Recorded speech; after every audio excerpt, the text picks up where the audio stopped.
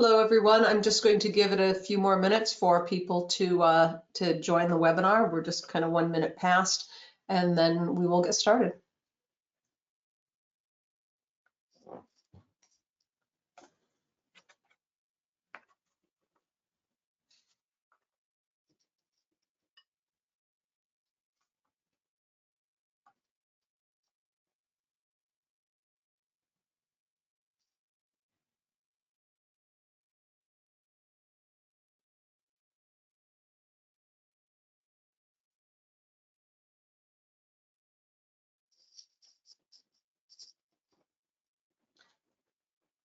All right, well, we have some introductions to do initially, so we will get started with these while everyone else is continuing to join the webinar. Good afternoon, good morning, depending on where you are. My name is Karen Wills. I'm SVP of Marketing here at Strategikon. This is the disembodied voice that you will be hearing. I just wanted to welcome you all to our webinar and see if you're all ready now to learn about our groundbreaking Clinical Maestro platform. So a couple of housekeeping things. Just keep an eye out for our invitation to our upcoming Straight Talk webinar. This series offers interviews of experts in varying aspects of clinical outsourcing from biopharma companies and on the vendor side. Our upcoming Straight Talk will feature Rob Atchison of 4C Life Sciences. It's an organization that focuses on market analysis and strategy, strategic definition to operational project delivery. So, and also if you happen to be in the Boston area, please stop by and say hello, as we will also be at the R&D Sourcing and Procurement Conference on May 31st and June 1st in Boston. So with that, let me introduce our presenters. Our first presenter is Anca Copaescu, who is our CEO and is literally the powerhouse behind Strategikon's success and the driving force behind the company's revolutionary Clinical Maestro platform. She has over 15 years of experience in the clinical research industry, with expertise in clinical outsourcing and analytics that is second to none. And trust me, we've met a lot of people, and she's at the top. As head of clinical outsourcing and analytics at Biopharmaceuticals, she managed and advanced the company's global outsourcing, vendor management, and clinical analytics function. Her passion for efficiency and innovation led her to relentlessly pursue improvements in clinical study planning, outsourcing, and financial management. And the important part, when she couldn't find a technology solution that met her standards, she decided to build a better one. So here we are now to present with you the Clinical Maestro platform. And joining her will be Andrei Antonescu, who is our head of product. And in addition to his expertise in product design and UX, Andrei has played a crucial role in the development of this innovative application. He has extensive experience and background in computer science and has been instrumental at the organization in creating a platform that not only meets the needs of clinical research professionals, but also delivers experiences that delight customers and drive business success. His passion for customer-led product development has been a driving force behind the development of Clinical Maestro. He's committed to understanding the needs and pain points of the industry and works tirelessly to ensure that the platform is constantly evolving to meet those needs.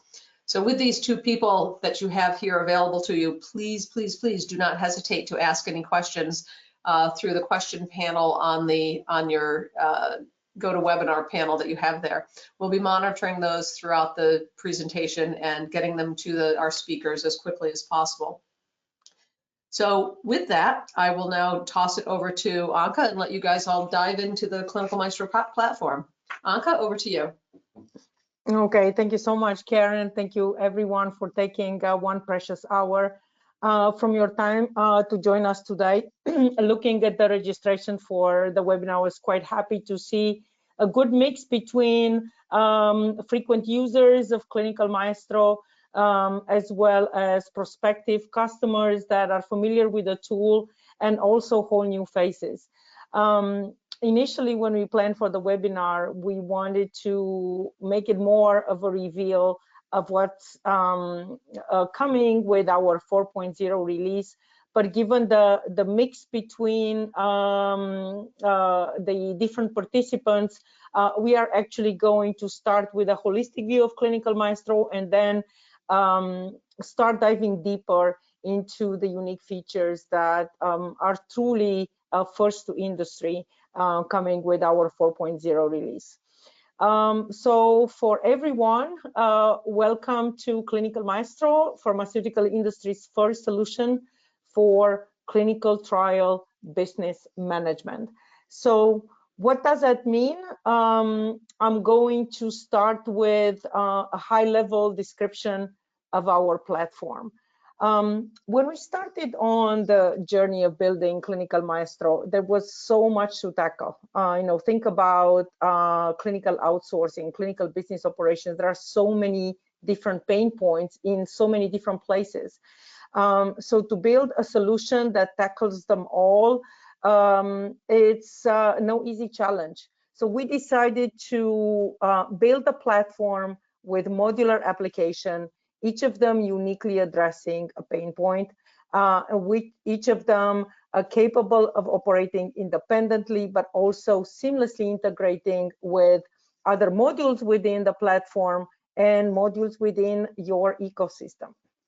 So starting from the top left corner, our portfolio application is also our oldest, quote unquote, 4 years in the market, and definitely the industry's most advanced solution for planning and budgeting clinical trials. We've done more than 1,000 studies in Clinical Maestro across all the therapeutic area, primarily in oncology, doing countless what-if scenarios, and portfolio has been consistently delivering. Of course, planning is just the beginning of the journey in clinical operations. Once you plan a study, sooner or later you're going to source it. And our second application, Source, it's pretty much what the name says. It's an outsourcing application built for purpose for clinical outsourcing. It includes domain expertise of many clinical outsourcing experts. It was designed to be fit for purpose for clinical trials, embed all the unique assumptions and complexities of a clinical study, but also integrate with generic procurement solutions, such as SAP Ariba or Jaeger or GP and others, which are not catering this very important market segment, which is clinical trial outsourcing. A lot of what we will be talking today and what's coming with the 4.0 functionality actually tackles these two modules, particularly sourcing flexibility using unique templates of the sponsor, unique agreements with your CRO partners, such as fixed agreements, also unique ways of planning, for example, for upcoming milestones or for payment structures. So a lot of what you will see today, it's going to tackle these two modules. We will have a future webinar about LEAD. LEAD is a contract management application. Of course, once you source and you have a contract, you are starting the journey with that CRO, with that central lab, with that clinical service provider that lasts throughout the duration of the clinical study. So LEAD is all about reforecasting, tracking out of scope. It integrates with Source in the processing of the change orders. And it also is going to touch a lot of the functionality that you'll see in 4.0, although it's not in today's focus, namely tracking, for example, payments, actual payments, what you planned or sourced, or tracking actual consumption of fixed units, which we have planned in portfolio and again, sourced in our Source application. Vision is our newest product. It's also fit for purpose for R&D and clinical trial vendor performance management. We had a webinar about Vision, I think a couple of months ago, and we are planning another one in the fall. So stay tuned for news on these two applications. So with 4.0, we are also expanding, as I described, across different stages of clinical development. That is a very important component to have in mind, because if you think about clinical trials as having two major verticals, one is the execution of the trial, that's clinical operations. The other part is the execution of the business aspects of the trial, that's clinical business operation. It has been traditionally a very big gap in a technology offering between the two. There are myriads of solutions, more than 500, that tackle the operation side, from EDC to ePro, eCoA, and all the newest, slickest technology for a patient recruitment. A lot of investment has gone into the clinical operations side, while the business operations side has been very much orphaned with, I would say, other than us, no other new solution coming to the market in really the last 10, 15 years. That, of course, creates an opportunity for us, but it creates an opportunity for the industry at the whole, because more than 15% of a clinical trial budget is actually spent on different aspects of infrastructure. So if you think about Clinical Maestro, we are working in tandem with different clinical operations tools, with whom we have the ability to integrate, to manage business aspects of running a trial, but also we are playing throughout all the stages of a clinical trial execution. So if you think about startup, of course, you have the protocol design, but you are also planning, budgeting, doing what-if scenarios, and looking at ways or alternatives in which you can execute on the protocol. During the execution, again, a plethora of solutions, from EDC, CTMS, and the list goes on and on. On the business side, there is equal amount of activity in managing change order, in managing service providers, in structuring governance, in reforecasting the spend on the trial. And then in closeout, of course, it's very important to be able to track the entire journey. What have you planned? What have you sourced? And what did you end up planning at the end of the trial? So again, our goal is to be able to not only solve unique solutions, such as planning, budgeting, sourcing, vendor management, but also to play along other tools throughout the entire life cycle of a trial. So can we go to the next slide? And that's my last one. So what we decided to do in this webinar is actually start with the basics, showing you Clinical Maestro, what we call pre 4.0, which is our major release and showcase of today's webinar. This diagram may help you visualize what you are about to see.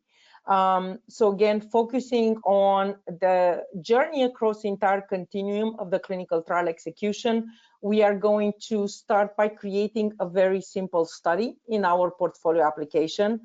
Then we are going to lock a baseline scenario and use it to create an RFP.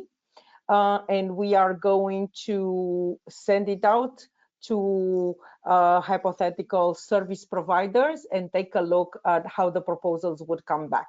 We will do all of these in what we call the Clinical Maestro native structure. And that's a very important point, because we are working relentlessly towards having a higher degree of standardization in the industry when it comes to bid grid templates, to nomenclature, when it comes to organization of a bid grid. And we know that our industry, unfortunately, it's highly disorganized and in terms of lacking core standards. With Clinical Maestro now, we've been using it across a variety of sponsors, and of course working with CROs, which developed a mapping key to our Clinical Maestro structure. So what you are going to see in the first part of the webinar is working in that Clinical Maestro structure. And in the second part of the webinar, you will see the additional functionality which we are releasing that allows a sponsor to create their unique structure and still stay connected to the Clinical Maestro standard. So with this, I see we are well 15 minutes into the webinar. So Andrei, I'm going to turn over to you. Thank you, Anca. Let me switch the screen here. Okay. So I loaded up Maestro, and again, this is a primer, especially on the sourcing functions, since that's where let's say the biggest additions of 4.0 are. So just a refresher for or a primer for people who haven't seen Maestro yet. I'm in the sourcing module, and this is where you manage your sourcing projects. This can be an initial work order, RFP, subsequent change orders. This can also be RFIs or RFPs for non-clinical services.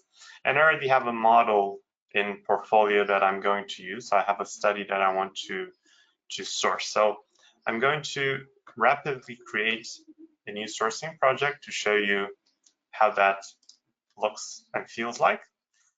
I'm going to use the template, which essentially pre-populates some of the information from the sourcing project. And then we're going to give it a name and going to fill in some of the other elements that I can use later on for tracking and reporting. I'm going to put an expected date for when the sourcing activities begin, and then I'm going to select the study from portfolio, which will also prompt me to select the some of the scenarios which I want to source. So you can have multiple scenarios, what if scenarios in portfolio. I'm going to choose the baseline full service one. And you can also see here the scope of services which were modeled on that study. And I can, of course, have multiple proposals on one for data management, one for study management, and so on. I'm just going to leave everything right now in scope, but know that you can deselect the scope and source on a smaller part of the study in multiple RFPs in source. So I'm going to save this and create the sourcing event. And it will be created in a draft state where I can further work on preparing it for sending it to the vendor.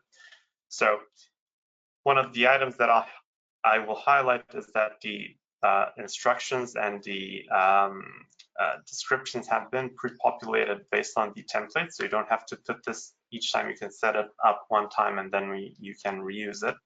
And then you can go ahead and put the team leads and also the selection members. So you can have multiple selection members and also the approver. So these will be involved in a notification cycle within the system and in the scoring of the bids you receive from the vendors. So let's save this here. And moving forward, we'll go for the rest of the elements in the sourcing event. So we have the project timelines, which are based on the when we expect this RFP to begin. Of course, you can still edit these before sending them to the vendor. They are preset based on some defaults that you can control. We have the study profile from portfolio where you can put protocol documents, the synopsis documents, anything that the vendor might need in a relationship to this RFP with regards to the study attributes and the model of the study. And this is kept in sync with portfolio. So if there are protocol changes, then you don't need to create a new RFP. That will be updated automatically.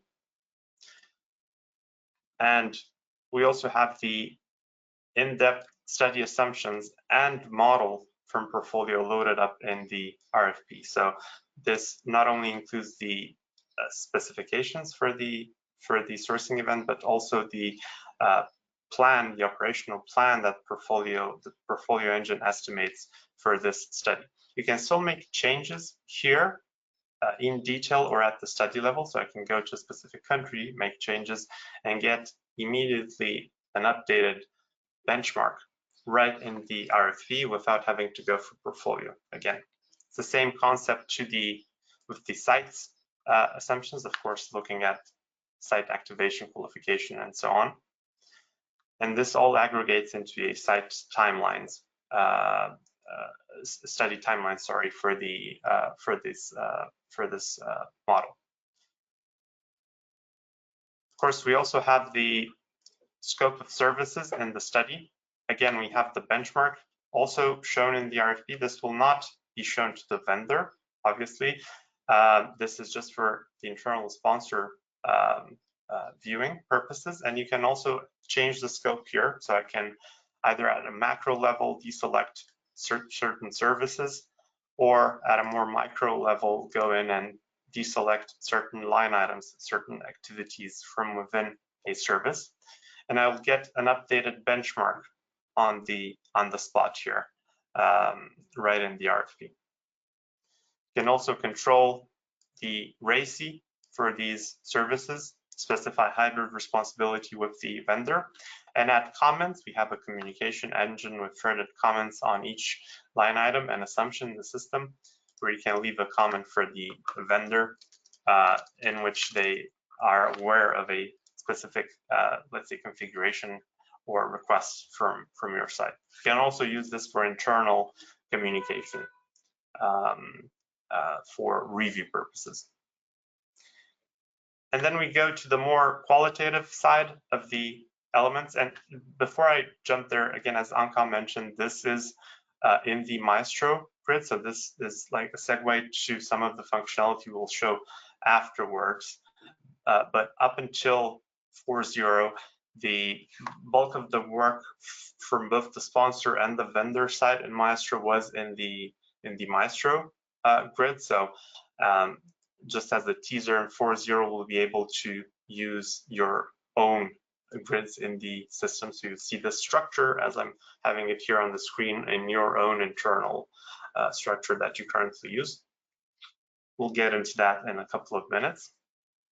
Before that, let me just briefly show the qualitative side of the RFP. We have qualitative questions, have a data bank of 500 out-of-the-box questions that you can simply select on RFP and send to the vendor to respond. Same for the requesting criteria on which this request will be scored. And of course, you can also extend these on your own with additional items. And finally, when we're ready to send this to the vendor, we have certain options which control how the vendor responds. So are they able to change assumptions? How detailed is the costing? Do we require resource allocations, for example? And can they add new activities? So these are kind of the high-level configurations that you can make.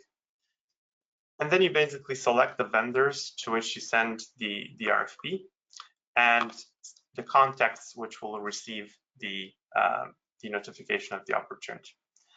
They also bid in the system through a similar interface to the sponsors, and there are email notifications on bidding events which keep both the sponsor and the vendor in the loop with what's happening.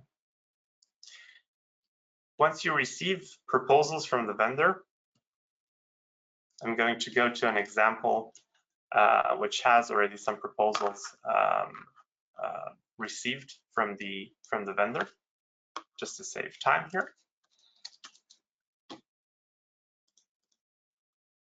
And this is also a scored example, and it shows an example where it's a competitive bid, so it's across two vendors, and you can see the interactivity, especially with vendor one, in which two proposals were requested, and on one of the proposals we have a rebid. So this is the kind of the back and forth negotiation process, which is central to source. And then finally, when reviewing due diligence on the proposals, the sponsor can review them in detail. So I'm opening a proposal right now, and if I go to the assumptions section, I will get a highlight on, for example, the fact that the vendor changed the country allocation, so they replaced a country. So this is automatically highlighted by the system. And if I jump to the budget, I will also see the budget supplied by the vendor, and I can also view this in detail. Again, this is a budget doesn't require resource allocations, but I will show later on in the webinar an example of that. And you can also track the communication with the vendor in this way here. In the threads, you can have back and forth negotiations directly in the system without relying on email. So obviously, you'd also want to compare these items both with the RFP, so with the benchmark, and between proposals. So I can easily compare any 2, 3, 4, up to 10 proposals from each vendor, both between themselves and with the benchmark. So I'm just going to hit compare here between these two proposals. And while this loads, my internet is not the fastest today. There we go. I'm going to quickly jump over these items. So you basically compare each of the assumptions in detail, line by line. I'm going to go to the budget since that's where we have more differences. And here you can both view the comparison from a totals perspective, but also compare apples by apples these activities in the two proposals. You can highlight variances which are greater than a certain percentage. And when there is a variance, you can drill down to see what's actually driving that variance. So are the units different? I see the units are the same.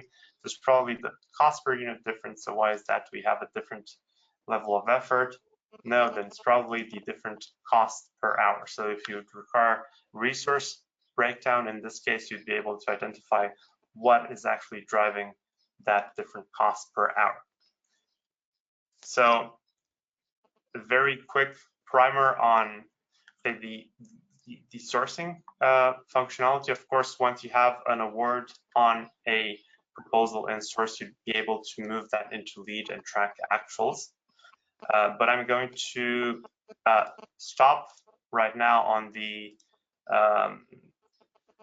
current functionality and move back to Anca and the presentation to also leave time. You can actually stay here for a moment before switching, Andrei. Sure. So I didn't want to interrupt you. A couple of things I wanted to highlight for the clinical outsourcing experts on the webinar today, and we saw that quite a few.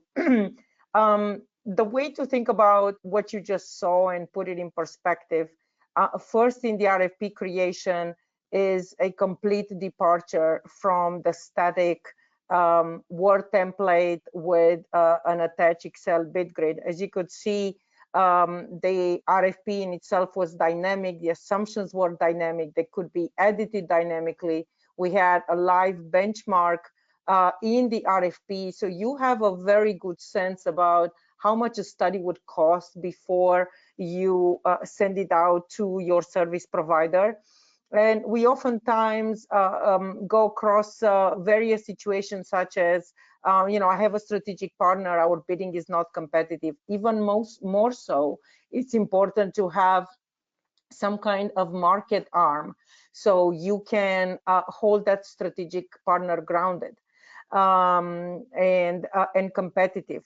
And we've also seen many cases when even sending out the RFP to, I think we had as much as 7 or 8 service provider in a tactical sourcing exercise, the variance is so big between them, sometimes more than 150% between the lowest and the highest bidder. Clinical Maestro also keeps everyone grounded on focusing not necessarily on the lowest cost, but on the right cost. I think the second part of the presentation, again, to put it in context, is more about the ease of due diligence when you have a standard. And sponsors oftentimes create their bid grids because it just takes too much effort to take the bid grids of the service provider and put them side by side. Somebody has to do the mapping work.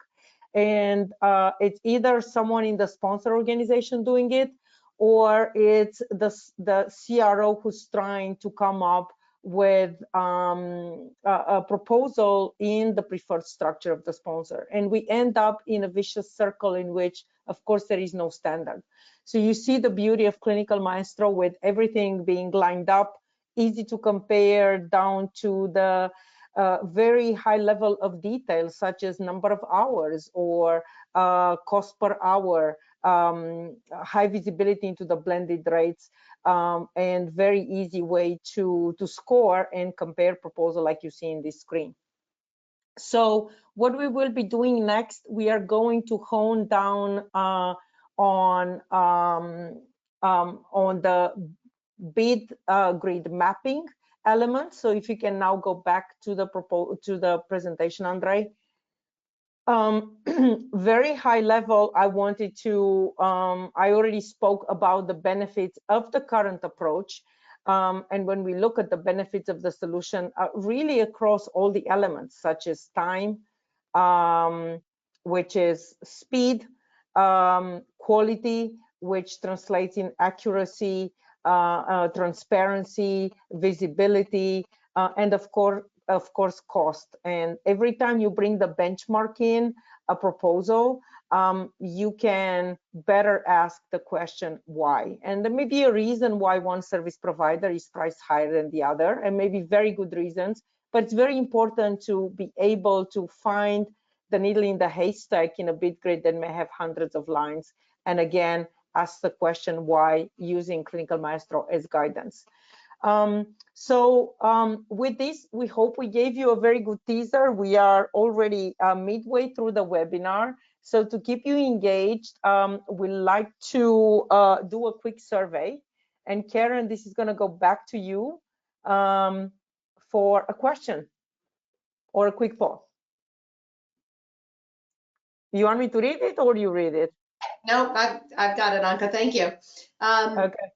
Yes, everyone. So this is our first poll. It's not very difficult to do. Are you satisfied with the current state of bid grid mapping, including the ease of use, maintenance, and transparency?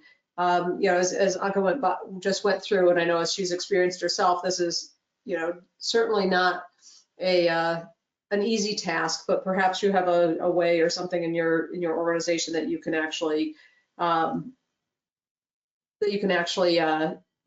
the bid grid mapping. So I actually ask that you respond now. Come on, somebody's got to press a button somewhere.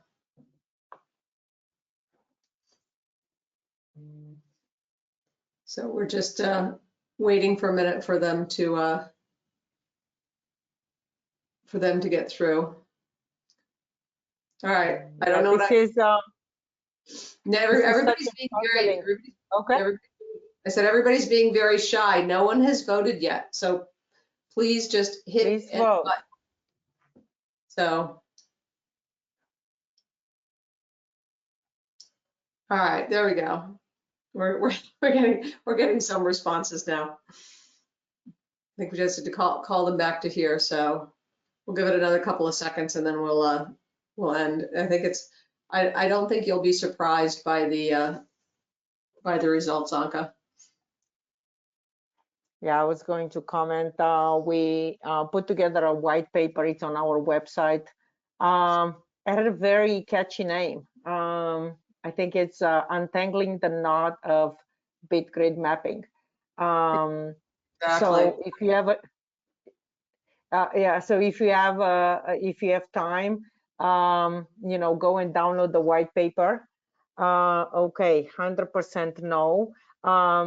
I think you will absolutely enjoy the reading, and this is such a pain point that we try to highlight. It's really not only for the sponsors, and we didn't have enough CROs in today's webinar, which I was disappointed because I always like to hear that CRO perspective. Bid grid mapping is so painful because it's a very, very manual process, which by its very nature is prone to error. What we will do, is there another poll, or this was it? The one poll, Karen? We're gonna do the poll. We're gonna do the other poll a little bit later. Okay, perfect. So with that encouraging no answer, let's dive into what we wanted to show you today. So you saw how Clinical Maestro works in the Clinical Maestro standard. We love that standard. We hope it will become the industry standard, but we also know that in this industry, you have to make baby steps. And for younger organizations, starting with Clinical Maestro it's easy, right? It's painless. They don't have to think about the standard because it already comes out of the box with the system. But with more mature, larger organizations that have a certain way of working, that have spent countless hours mapping into their service providers or using a particular template, it takes a bit longer to go to a standard. So what you are about to see today, it's a lot about bit grid mapping. We actually wanted to cover also fixed unit management, but looking at the time, I think Karen will have to schedule another webinar because I don't believe we will be able to cover the second part. So let's go to the next slide. My introduction is going to be very brief because I've already commented on the importance of this functionality while you guys were doing the poll. So what is 4.0 all about? First of all, we wanted to allow the sponsors to create their own bit grid structure in Clinical Maestro, and they can do it in two ways. They can start with the Clinical Maestro structure and simply reorganize a standard. So for example, we have in our native structure, project management in data management, project management in clinical, you have project management in biometrics or in regulatory. But you may decide to use the Clinical Maestro structure, just put project management all in one bucket. So it allows the sponsors to take a standardized structure and just reshuffle it based on their preferences. So it's pretty much a reorganization of the Clinical Maestro standard. At the second level, they can create a whole new structure. So forget about Clinical Maestro. I want to start with my preferred organization of the bit grid. I can do so, but I can also still connect to Clinical Maestro and create a mapping key.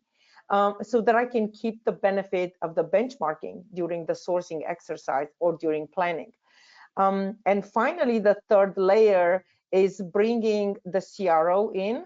So you can do a three-way mapping, map Clinical Maestro to the CRO and allow the CRO to reuse that mapping key regardless of the sponsor unique structure. Not only this mapping key is, of course, set at the configuration level and gives such flexibility to both sponsors and CROs, but it also enables those unique views, enables a high degree of flexibility and preference management. It significantly reduces the error and it eliminates the manual work, which is thousands of hours spent on year to year in deciphering, either by the CRO and the sponsor, deciphering which task corresponds to which task on the other side. Visibility, of course, very important, and cost savings at the heart of the entire application. It's easier for sponsors, it's easier for the CROs, and we are fully supporting this new groundbreaking functionality. So with this, I'm gonna hand it over to Andrei, so he can show you bit grid mapping live. And I will say again, we are the first technology to the industry to have solved this very complex and complicated challenge. So hopefully it's going to put a smile on your face as you see it. It's all yours, Andrei. Thank you, Anca. And first, I'm going to show how the sponsor can set up a custom grid. So I'm in the administration panel of the sponsor, and I have a new task grid section here where I can manage different grids which are, let's say, divergent from Maestro's. So let's create a new one from the get-go. And we have two options. I can either, as Anca said, start from Maestro, or I can create something custom entirely. So I'm just going to create something custom first, so custom grid. And we have a simple to use upload template for this, in which you can put your grid together with the activities, their unit measure IDs, and so on. And I'm going to save this and take a look at the new grid, which has two categories. It's a simpler grid, and it's different from Maestro, and it goes up all the way until the line items. And we also have descriptions for these activities. I will just mention briefly, because this is also a 4.0 feature, that you can define cust accounts and assign them per activities here. So for example, I can change all of this specific major task, and I can change it to a different cost account. So you can link activities and services to cost or GL accounts. You can also rename and reshuffle this grid here. I will show this when we start from Maestro, because that's more obvious. But in terms of loading up a custom grid, so we have the service hierarchy set up here. You can manage it, you can create different versions of it, and keep it in sync with the updates on it, because we've usually seen that these are updated once or twice per year. But we didn't want to take away the planning and the benchmarking capabilities of the system. So that's why we've invested, or that's part of why we invested in the mapping capabilities, which essentially allows you to map your own internal grid to Clinical Maestro to get benchmark from it. So I'm going to go into edit mode and focus, let's say, on two categories here, study management and clinical conduct. And let's focus on protocol development to show the mapping capabilities. So the mapping is, you simply click the activities which are going to be mapped, and you hit connect, and then they are linked. So what this means is that the protocol development in your custom grid will have the benchmark computed by the developed protocol in the base Maestro grid. In case the sponsor grid is, let's say, more high level than Maestro, then you can also roll up things. So for example, we see that the sponsor in this case just has one task for protocol amendments. Maestro has two. So we can couple those and roll them up into the sponsor grid. So again, very quick on the mapping capabilities. And again, this is a one-time effort, which then can easily be maintained in the system. Because we have versioning, so you don't always start from scratch, you start from where you basically left off before. I have to say I love this functionality, Andrei, and I smile every time you do this demo, and when I do this, draw these lines myself. And for the audience, again, not enough CROs today, primarily sponsors, but that's such a benefit to both sides because it does simplify not only the establishment of the relationship between, let's say, your grid and Clinical Maestro in this case, so you have a high degree of flexibility in reorganizing your structure or replicating your structure in the system, but at the same time being able to maintain the benchmark, as Andrei said. And we are, Clinical Maestro is a bit in the middle between the typical CRO grid and the typical sponsor grid. So that tunnel view, as you will see before, it makes everyone works easier. Yes, Andrei, you wanted to say something? I wanted to quickly show, so this is a custom grid. I wanted to quickly show because you can also reorganize base Maestro. So if I create a new example grid and I call this Firm Maestro, This is basically, I'm not going to upload anything. I'm just going to create a base grid from Maestro, because in many cases you may want to, for example, adopt the base Maestro grid but use a different structure. So in this case, you get the structure here out of the box as Maestro, and let's say we want to do some small changes.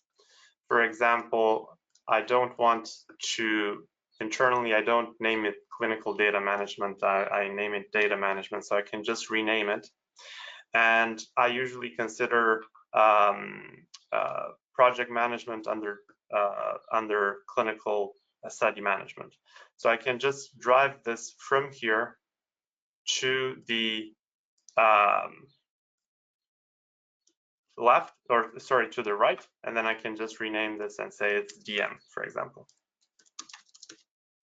And then I can save, and I have, let's say, a Maestro which is modified. The good thing is that the mapping stays in place, so you don't have to remap. You just move things around and the mapping stays in place. So that's a very quick primer on how you can set up custom grids, either completely custom or modifications of the base Maestro that everyone knows.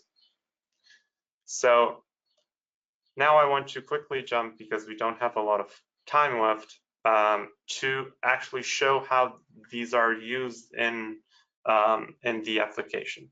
So I'm going to jump to a proposal, an RFP, which everyone should be familiar from the previous mini demo on this, which is now in non-Maestro format. So it's a custom format. Again, this is more obvious for people who are familiar with the base Maestro format. And the thing that I want to highlight here is that you can get a benchmark still in a custom grid. And this also reflects on cases where you roll up from the base Maestro. So the arrow here on the left of the task indicates that it's a roll up, and it's a roll up of these 3 tasks from Maestro, with the effort and the costs automatically aggregated by the system. So this is, again, I'm using the system right now in a grid which is not Maestro, but still getting the benefits from the underlying Maestro benchmarks. And then this translates into bidding as well.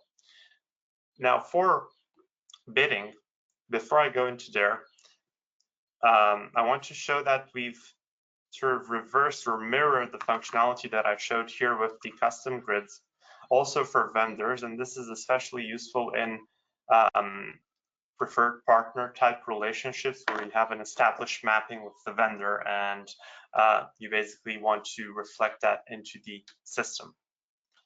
So what we've done is I'm going to go into again, the vendors section, so where we manage vendors in the system.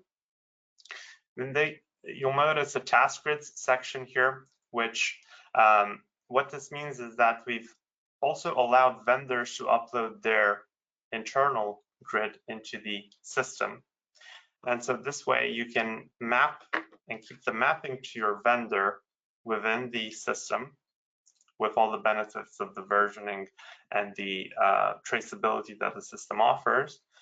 And this also means that the vendor, when the vendor bids, they bid in their own internal structure, so they don't need to map to anything, which takes a lot of time on the vendor side from our research. So again, this applies more to longer term relationships with let's say select vendors from your portfolio. And the management here is similar. They have full flexibility in loading their own grid, which is usually more detailed. So for example, for protocol development, they have a lot more tasks than Maestro or usually a sponsor has. And then the mapping is actually a freeway mapping. So let me show you the freeway capability here. And I'm going to expand, since we talked about protocol development, I'm going to show this. So this is how the mappings are kept in the system. We basically keep Maestro in the middle. It's invisible during bidding, so you'll just see your sponsor task grid on the right with the breakdown of the vendor grid on the left. And this gives you essentially one reduced CRO effort because they bid in essentially the structure of their costing tool. And it also gives the sponsor an increased visibility into the CRO native structure, because you don't see a roll up in our grid or in your grid. You basically see their internal structure. Again, when this kind of functionality applies in partnership type relationships. So Andrei, just to clarify a few things in here for our audience. So the sponsor essentially has three choices in terms of structuring their bid structure. They can go with Clinical Maestro out of the box, as you saw in the first part. It's extremely easy to adopt. Behind the scenes, CROs have already mapped to Clinical Maestro, that the mapping key is reusable. It brings you the consistency of benchmarking and of course, building your historical database using already a standard that is established. The second option is to still use Clinical Maestro, but as Andrei was showing you, modified slightly based on your preferences. So you can rename change, you can rename tasks, or you can group them slightly differently, but you're still using the standard, you still have the benchmark, and from the point of view of the service provider, they can still use a mapping key. When you use Clinical Maestro, whether it's completely out of the box or your modified version, essentially the CRO is going to bid in your structure, or which is either Clinical Maestro or a modified version of Clinical Maestro. The same way as they do it today, when you send them your bid grid in Excel by email, and they send it back to you mapped. So it functions the same way. What you see on the screen is actually a departure from that. And as Andrei said, it applies to strategic relationships because in this case, the the CRO maps, the CRO bids in their structure. The system automatically creates the mapping key into sponsor by first mapping to Clinical Maestro to reduce their effort. So this case, the system does the mapping, not the CRO, although there is a one-time setup. So I'm sure there'll be questions at the end, but Andrei, I'll let you continue, and then we'll take questions from the audience as we are approaching the top of the hour. Yeah, I have one more example to show because I've shown the setup, but I haven't shown an actual bid example. So I have here a proposal from a vendor, which is, and again, this is the idea with the system. You can have more complicated proposals with more detail, with intricate mapping with some vendors, and you can use like a very simplified use case for like a competitive bid with a vendor you haven't interacted with. So these can both live in the system at the same time. What I'm showing now more applies to a vendor where you have a deeper relationship with and where the proposal is more in depth. For example, this one requires resource allocations as well. And it's a proposal where both the vendor and the sponsor set up their grids in the system. So now if I go to the budget really quickly, you will see that again, the structure is in the sponsors grid. This is not Maestro. Again, this will be more obvious for people who are familiar with Maestro. But also the costs here are at the sponsor level are rolled up from what the vendor inputs into their own internal grid. And you can expand to see this costing detail. So I can expand protocol development, and I can see that the CRO has actually 6 tasks under this activity, each with different units and effort, which are all rolled up to the sponsor level. And since we also required resources here from the vendor detailing, I can expand each of the vendor tasks and see the resources involved, the locations, and the effort for each of the resources. So again, a more, let's say, involved example, but example which is usually the case in more established relationships and allows you to see the level of detail at the CRO costing grid level and also rolled up in your own sponsor native structure. So I will stop there with the example on the bid and maybe open it up for any questions. Yeah, I think we are reaching the end of the webinar and we won't have time for the second survey, but we will actually organize a different survey. We were going to talk today about the management of the fixed units. Just to give you a teaser, the fixed units are agreements between sponsor and CROs to fix certain element of an activity. In this example that you see on the screen, you may fix the resource. You may fix the total cost. You may fix the location. You may fix the number of hours. And creating RFPs, which can be highly complex, and that include either all a fixed cost type RFP or a blend of fixed and variable units. So that's a teaser on the next webinar, which has not yet been scheduled, but maybe June, we will be looking at dates before everyone goes in vacation. So with that, we have about 5 minutes left. And Karen, can you help us out, see if there are any questions? And if you have questions, please type them in your chat room, I think it's called. Sure. Yes. Actually, we only have one question that has come through. Okay. And I think you've actually answered this, but again, it has to do with this new functionality supporting industry standards. I think what you had said was that there are no industry standards at this point, but I will let you expound on that. So there's nothing that I would like more than to see a standard in this industry. And when it comes to sourcing, because we know that standardization can be extremely effective, and there are numerous use cases that have proven the benefit of standardization. I'll just mention two. The DIA reference for the ETMF that created the standardized folder structure for the ETMF.